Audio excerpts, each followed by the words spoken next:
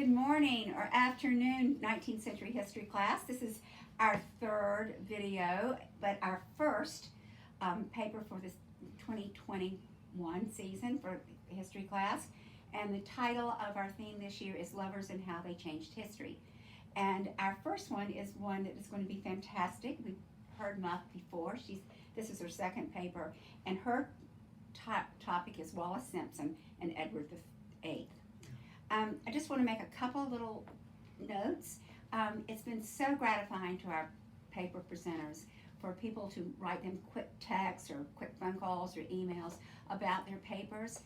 Without the wonderful support of a group of women smiling and nodding and clapping, it's a little hard for them to know how their papers are being received. So it's very, very kind of you all to talk to the paper presenters or just a quick text. It's very, very meaningful to them. So thank you all for that, those of you who have done that.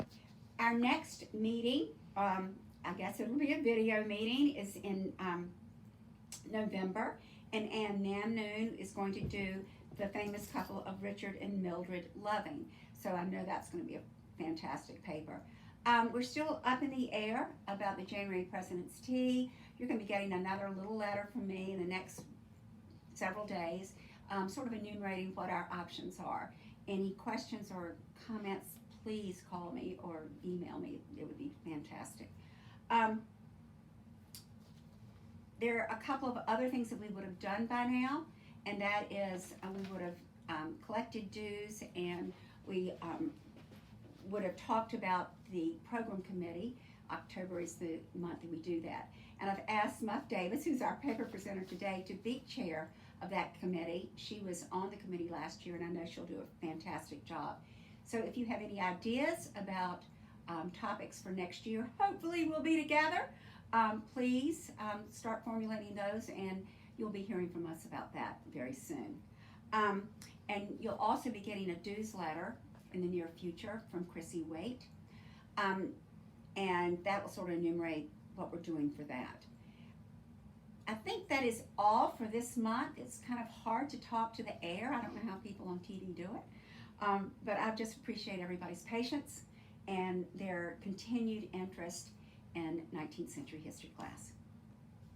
Okay, so with that, I give the floor to Muff Davis on Wallace Simpson and Edward VIII. Okay. The abdication of the English crown in 1936 by King Edward VIII for Wallace Simpson has been touted as the greatest love story of the 20th century. But that's just the fairy tale version. The truth is much more interesting.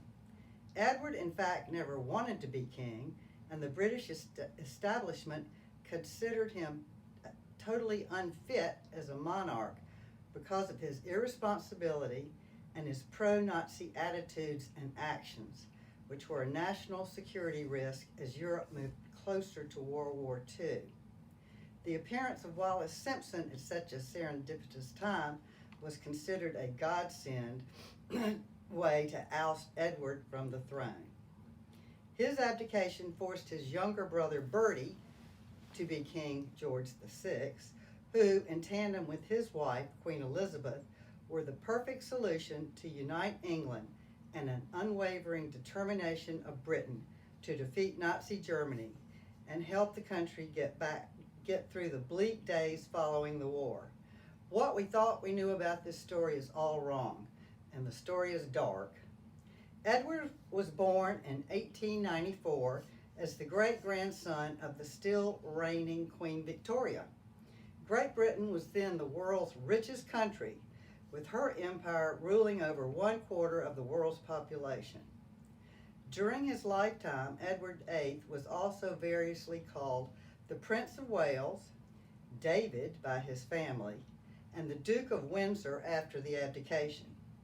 For simplification, we'll refer to him as Edward. His family consisted of King George V, Queen Mary, and 6 siblings, and were of German blood. The royal family's surname of Saxe-Coburg-Gotha was changed to Windsor during World War I, when England and Germany were at war. Queen Victoria had previously decreed that English royal family members could only marry German princes and princesses in order to keep the bloodline pure. But after World War I, when most of the European royal houses ceased to exist, her son, Edward VII, decided that the British royals could marry British subjects, even commoners. King George and Queen Mary were strict and distant parents and had little participation in their children's upbringing or education. During his 25-year reign, King George was a good but dull monarch. He was known primarily for stamp collecting and killing thousands of birds on any one-day's shoot. Queen Mary and he were both old-fashioned and conservative, with an unflinching respect of royal duty above all else. Their heir, Edward, received an inadequate education. After unqualified tutors at home, he went to Osborne Naval College at age 13, followed by Dartmouth Naval College, and finally Oxford for just 2 undistinguished semesters before joining the Grenadier Guards. Edward observed firsthand the horror of frontline trench warfare during World War I and never forgot it. During his youth, Edward frequently visited his German cousins and afterwards always admired all things German. He even considered German as his mother tongue. The Prince of Wales, Edward, was the equivalent of a modern-day rock star and was the first celebrity royal. He was very good-looking, glamorous, athletic, and popular with the man on the street because he was friendly and eschewed the formality of the monarch.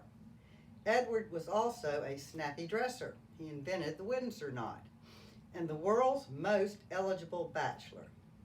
But behind his outward charm, Edward was shallow, unreliable, arrogant, and spoiled from having been fawned over by the British public.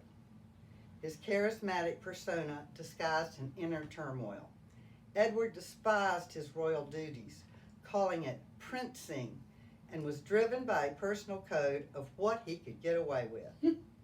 Edward's stern father, the king, stuck in Edwardian customs, constantly criticized his son. George V famously said, "I was afraid of my father, and I am damn well going to make sure that my children are afraid of me."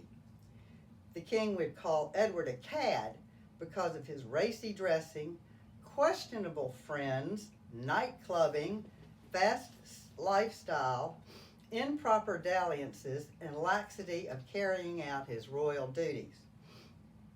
The basis of their clashes was that Edward would not accept that his royal status and future as a king was a full-time job.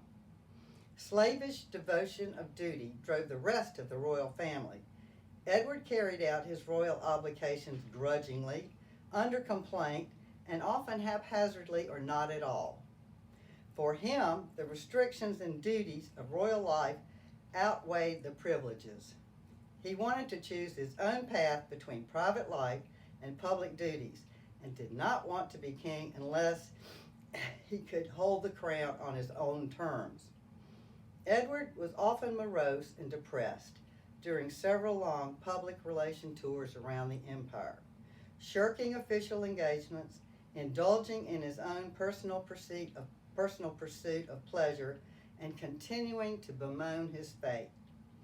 He did not want to sacrifice his life to the strictures of the monarchy. His apathy and fickleness did not go unnoticed by the British establishment. At that time, the British monarchy played a far more important role in politics than today, although this was not made known to the public. Royals are traditionally supposed to be apolitical. The British Empire was in a fragile state. The dominions of Canada, Australia, New Zealand, South Africa, and South Ireland had been granted full autonomy. Europe was still reeling from the recession following World War I, even as another war loomed. Edward showed little promise as an effective leader. He was immature, egotistic, and stubborn, traits that earned him the nickname Peter Pan.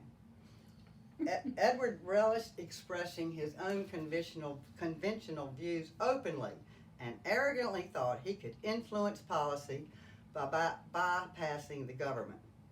The Prime Minister, Stanley Baldwin, considered Edward, next in line to the throne, as a disastrous liability in the making. As Edward turned 40, he was still a bachelor. His younger brothers had all married women who were welcome additions to the royal family. The second son, Bertie, wed Elizabeth Bowes Lyons, of an ancient and noble Scottish family. The couple already had 2 young daughters, the present Queen Elizabeth II and Princess Margaret. In contrast, Edward's love life was scandalous. His many affairs intentionally involved married women. He seemed stuck on the sexual merry-go-round of a fashionable, bored, aristocratic set. No, this looks like fun. Mrs. Frida Dudd Wardley was his mistress of 16 years. She was replaced by Lady Thelma Furness, and it is Thelma who later introduces Edward to Wallace Simpson, a huge social step down from his previous lovers. Bessie Wallace Warfield Spencer Simpson Windsor, later to be known as That Woman, was born in 1896 in Pennsylvania, where her father, Treacle Warfield, was taking the cure at a TB sanatorium. The Warfields from Baltimore were a staid, patrician, politically and civically minded, successful banking family. Successful except for the sickly Treacle. Wallace's mother, Alice Montague, also came from an old and respected family from Virginia.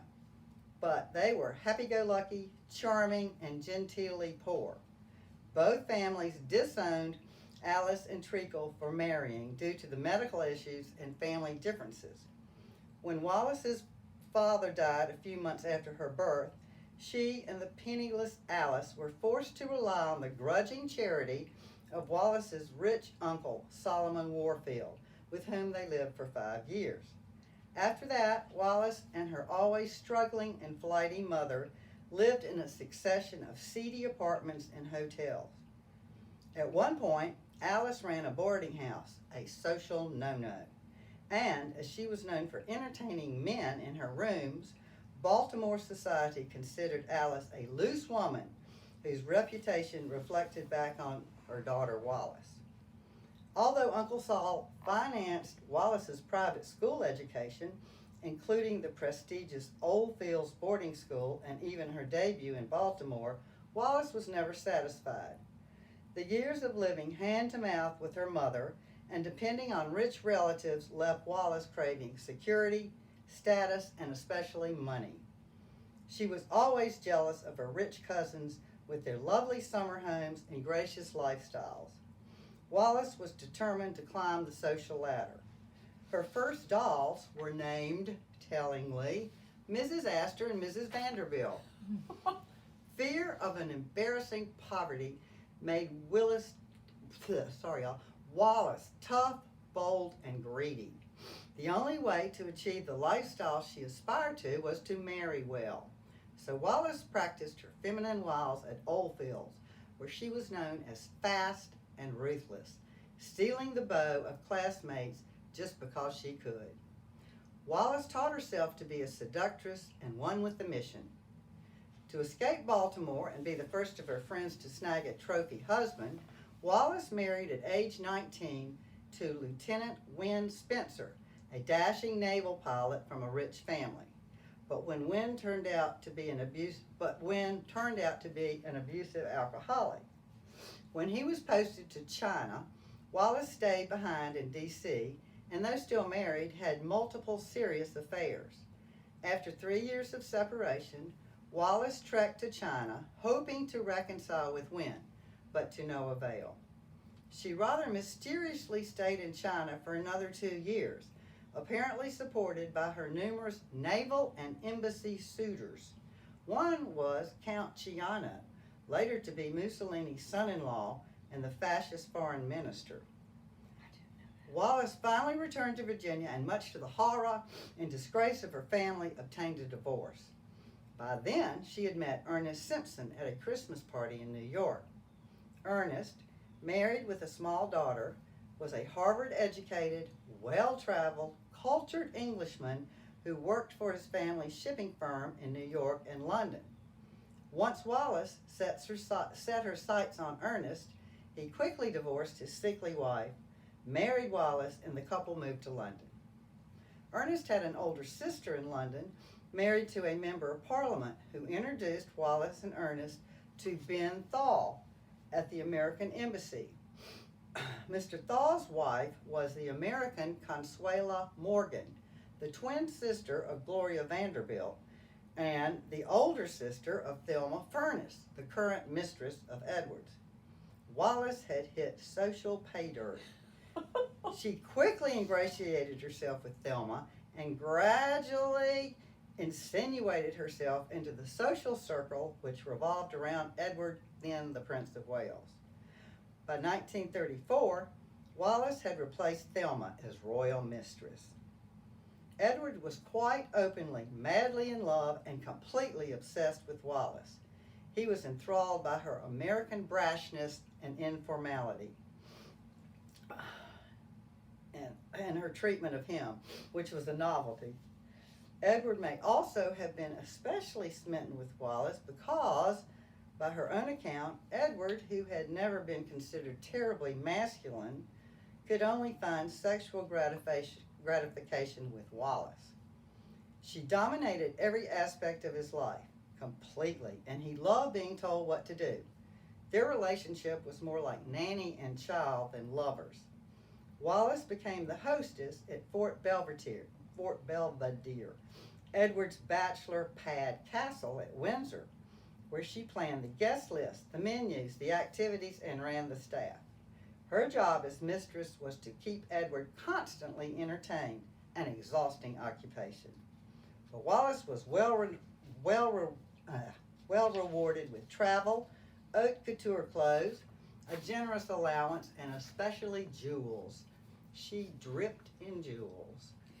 At Christmas 1934 alone, Edward gave her $11 million worth of jewelry. Wallace was living a charmed life, and she reveled in it. Wallace's husband, Ernest, at first was complicit with Edward's infatuation with his wife. As an Anglophile and monarchist, he basked in the reflected glory of Wallace's conquest.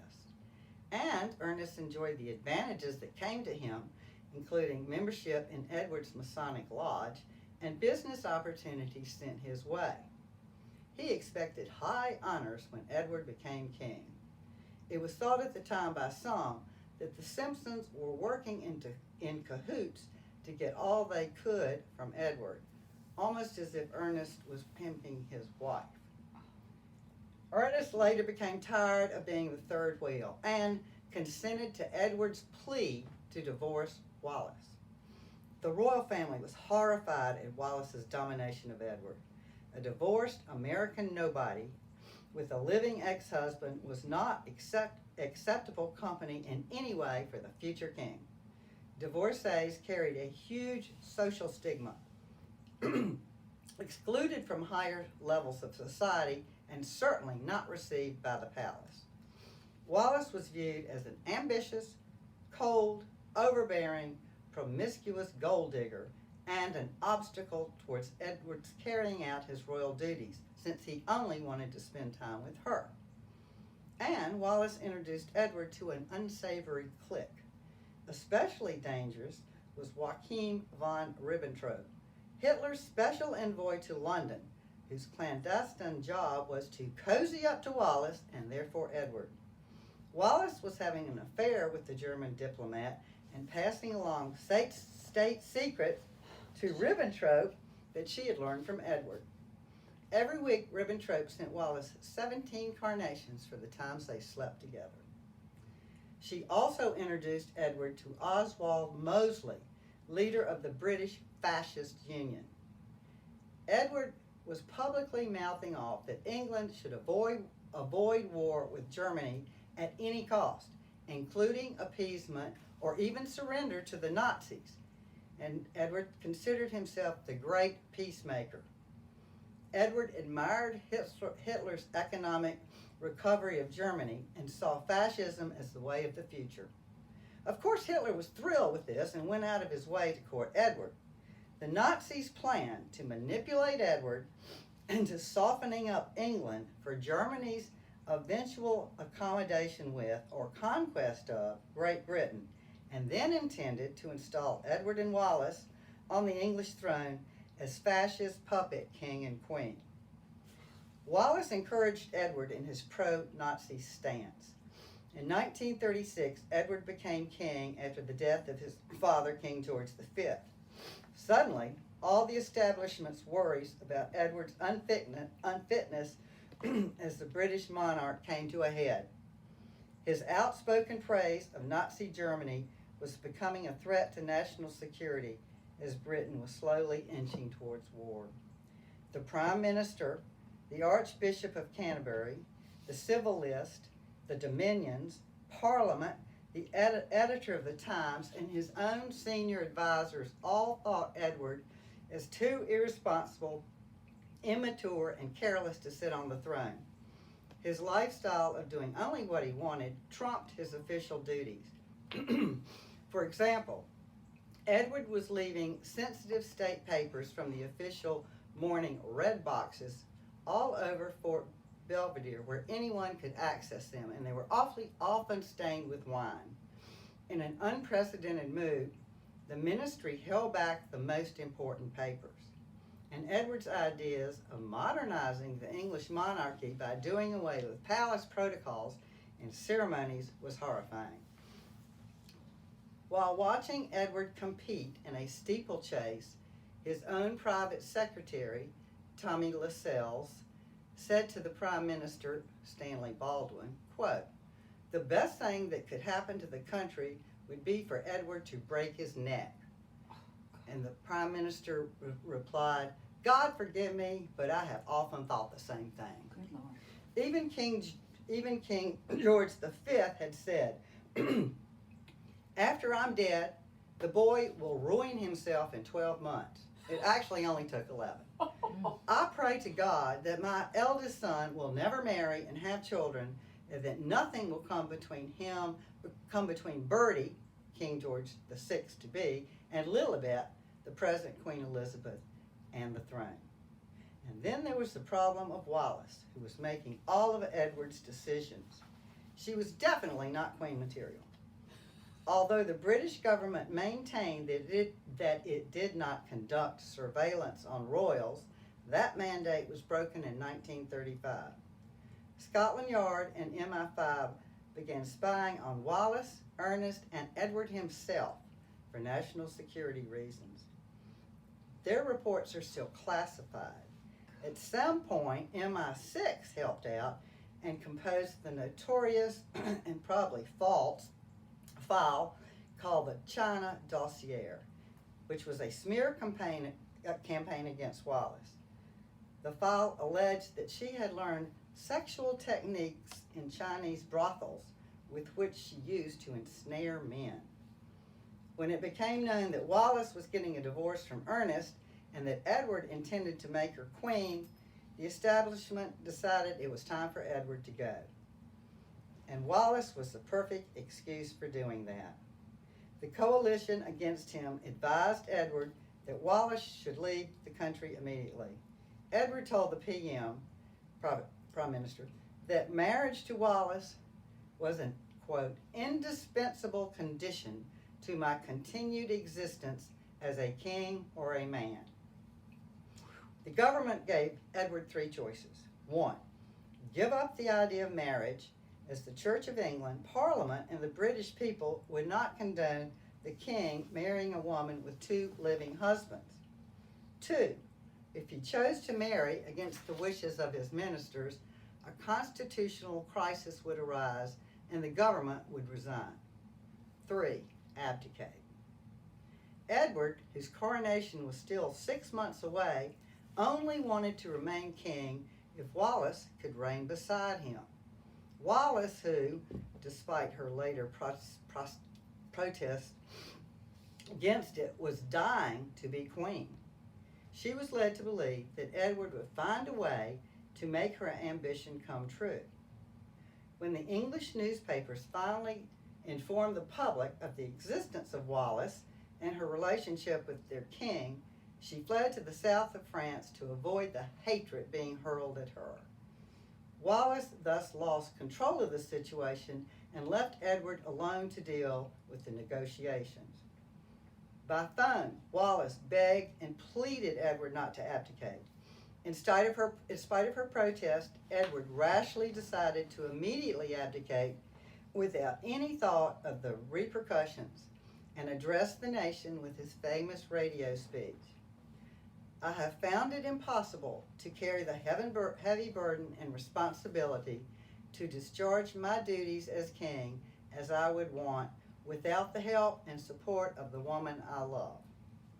Wallace's response to the broadcast, she's still in the south of France, was to call Edward, "You goddamn fool." Edward and Wallace had been at cross purposes. Edward wanted to be king only with Wallace as queen. Otherwise, he wanted to be relieved of his royal duties. Wallace wanted marriage to Edward only if she could be queen. Wallace had been relying, too, on the idea that once Edward was crowned as king and emperor, he would have the power to find a way to make Wallace his consort. Now she faced the life sentence of being trapped in a marriage with a husband who needed constant attention and without any glory or status. Edward had given no thought to his future life and role, his wife's titles and honors, and whether they could even remain in England. Big mistake.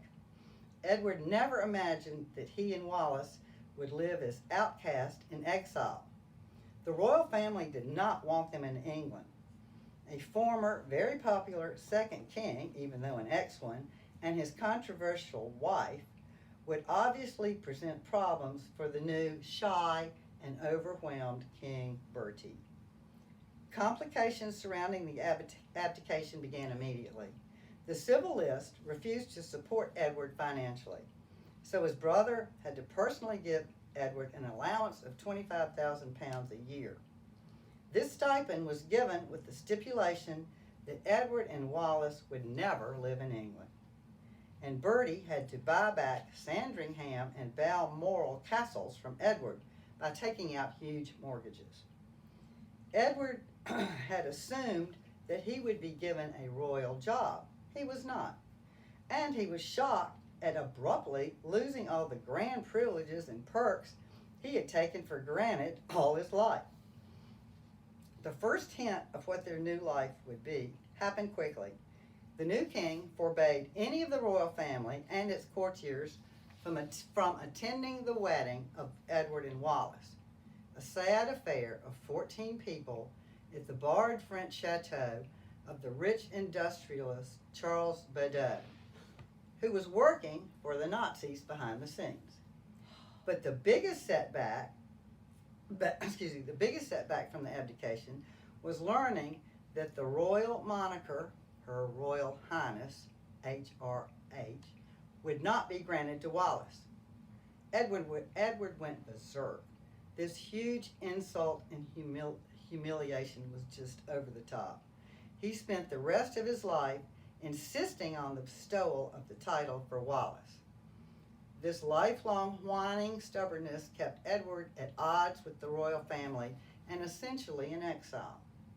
The newlyweds blamed the denial of the HRH title on the present king and queen mother as revenge for the way Wallace and Edward had openly and stupidly made mean comments about them. They called Bertie, that new king, that stuttering idiot. They called the queen that fat Scottish cook and lambasted her fashion style, saying, "She has the most awful taste. With her shape, no wonder she wears those hanging tents and lumpy hats." Getting rid of Edward as king proved to be a smart one. After a honeymoon in another barred castle, Wallace and Edward began married life as an entitled and self-absorbed couple whose narcissism in thinking that the world cared about what they thought was accompanied by their expanded, self-appointed role as peacemaker with Germany. Following are a few of the ways they exhibited their pro-Nazi sentiments. In 1937, they traveled to Germany, where they enjoyed the celebrity limelight as they were feted by the Nazi inner circle and Hitler himself.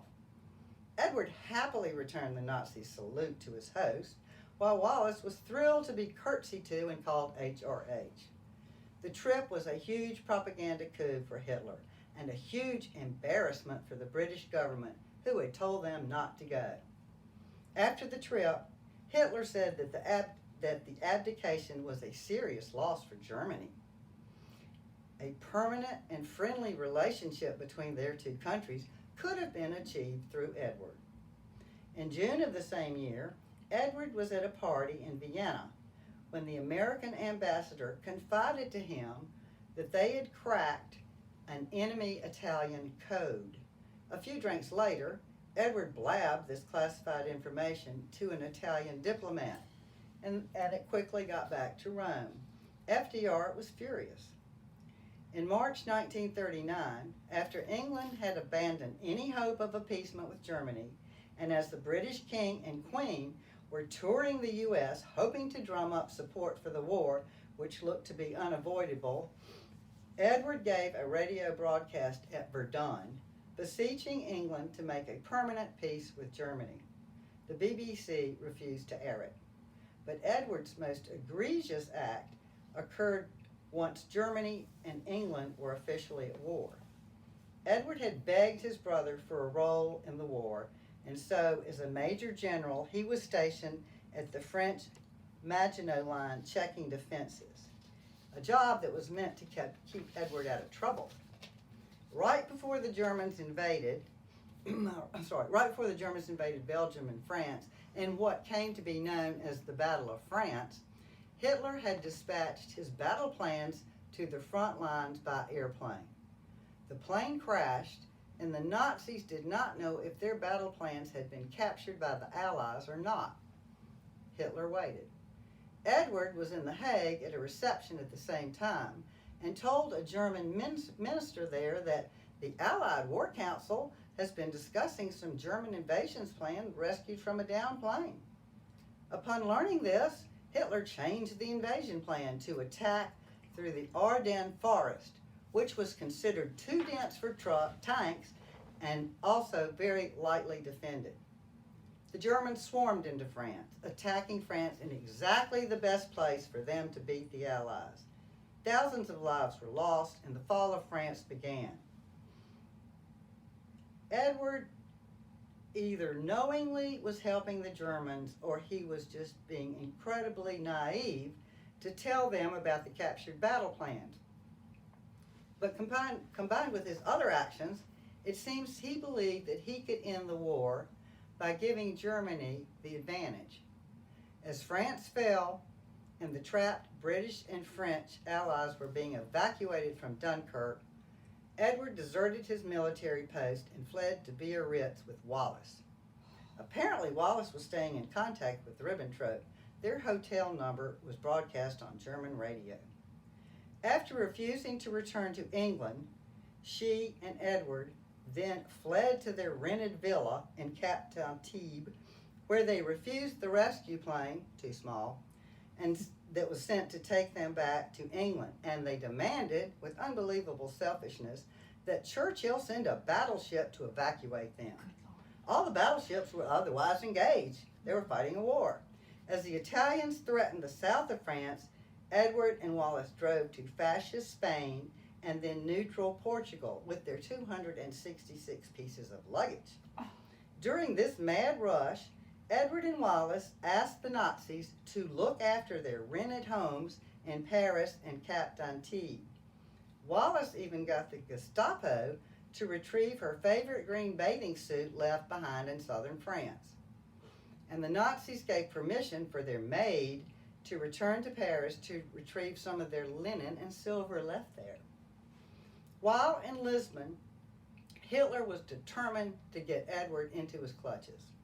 Operation Willie was a German spy scheme to get Edward back into fascist Spain and under the Nazi wing, with promises of a castle there and a huge amount of money, to wait until Hitler could take over England and put Edward back on the throne as his fascist king.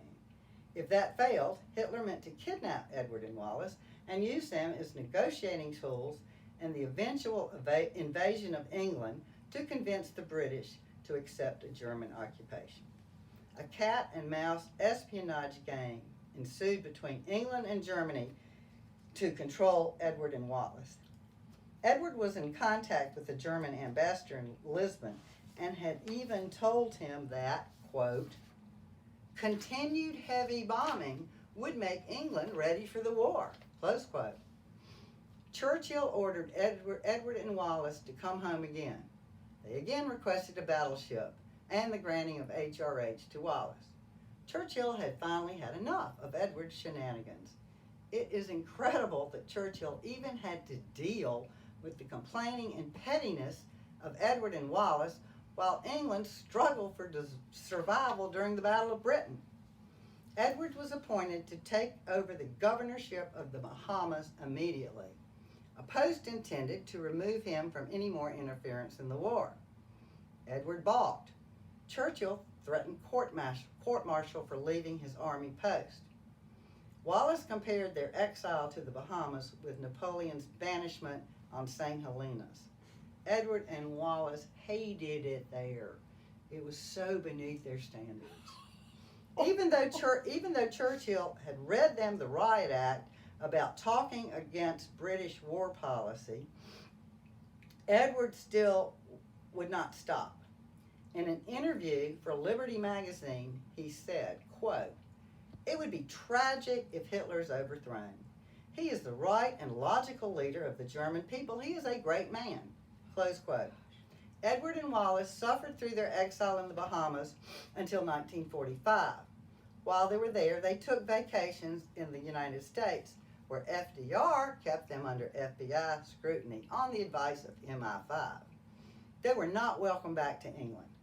The government knew how badly they had continued to behave in the Bahamas by hobnobbing with known Nazis, presumably to be ready if and when England fell. Anyone else would have been charged with treason for colluding with the enemy, but Edward's traitorous acts were hushed up so as not to embarrass England. Edward and Wallace did not live happily ever after. They lived a superficial and unfulfilled life of entertaining and being entertained by second-tier aristocrats and sycophants. The city of Paris loaned them a mansion on the Bois de Boulogne where de Gaulle had lived. They set up house pretentiously like the court at Buckingham Palace, with exquisite furnishings, a staff of 24, and strict royal protocols. Wallace was always curtsied to and called HRH. They fretted over the royal crest designs for the staff's livery, their bed linens, and their stationery. Wallace's clothes, jewels, and hostess skills became an icon of the stylish, idle rich. They traveled each year to Palm Beach and to New York, where they spent 4 months every spring at the Waldorf Towers. Their rich friends there subsidized them and even lent them artwork for their stay. Edward was a notorious mooch. By the 1950s, it was apparent that Wallace could barely abide Edward anymore, although he never ceased to idolize her. She treated him like one of her pet dogs. Wallace began a well-publicized affair with the bisexual Woolworth heir, Jimmy Donahue, much to Edward's chagrin. Jimmy, of course, picked up all the tabs. Their bitterness towards England and the royal family only increased as they aged, and they continued to burn their bridges. Oops. Where'd I go? Okay. When Edward went home for his mother's wedding, he wrote to Wallace, and in the letter it says, What a stinking lot my relatives are. You have never seen such a seedy, worn-out bunch of old hags. When Wallace was asked about Britain enduring through the Blitz, she said, "After what they did to me, I can't say I'm sorry for them. A whole nation against a lone woman. The British have made my life hell." And they still prattled on about their admiration for Hitler. Edward said to dinner guests, "I never thought Hitler was such a bad chap," and then blamed the war on the Jews, Parliament, and Roosevelt. Though extremely well off, Edward was always grubbing for money or handouts. They both very lucratively wrote several memoirs. One biographer for Wallace quit, however, noting that she had a very tenuous relationship with the truth. Edward and she notoriously lied whenever it suited their purpose. Wallace insisted that her first two marriages were never consummated. Edward died first, alone with his nurse, since Wallace did not bother to visit his sick room very often. Wallace lingered on with dementia. They were both buried at Windsor Castle. Their fortune, a lot of it made illegally from insider trading, was left to the Marie Curie Institute in Paris, one of their very few charitable or philanthropic acts. They had lived totally absorbed in themselves. H.L. Mencken sardonically called the abdication the greatest story since the resurrection. The British powers to be saw it as a reprieve for England. Wallace was a convenient scapegoat for ridding England of a king who was pro-Nazi, defeatist, and a known consorter with the enemy. Edward had called the government of Great Britain a slipshod democracy and noted that dictators are very popular these days. We might want one in England before long. Wallace may have been the most vilified woman in the 20th century. She was hated as being too ambitious, too sexual, too divorced, too pro-German, and too American. But Wallace saved Great Britain from a king who would have pushed for an accommodation with Germany or worse. Bertie, King George VI, when obligated to take on the kingship, felt like a lamb going to the slaughter. But he and Queen Elizabeth unified England with their chin-up morale boosting patriotism and courage. They were exactly the strong wartime monarchs needed at the critical time when England was alone and facing the Nazis. The crowds at VIII Day in London could not contain their huge gratitude for the strong leadership of the royal family. England should also be grateful to Wallace for causing Edward to abdicate. It was suggested that the famous empty fourth plinth at Trafalgar Square should hold a statue of her. And Noel Coward even famously quipped, "There should be a statue of Wallace Simpson in every British town." By putting George and Elizabeth on the throne, the abdication changed history by helping England persevere towards victory over the Germans. Fantastic! All right, we have some pictures if Yes, you want to zoom. can you zoom in Or on I'll bring that? to you. I can come back. All right, let's see what we got. Muff, I loved it because Dirt. Okay, this, can you get that one page? This is their la-di-da Paris in Paris. And this is they standing in their living room, I bet. Okay. Are you just taking a picture? No, I'm just. Oh, okay, this, some dress up party, I guess. This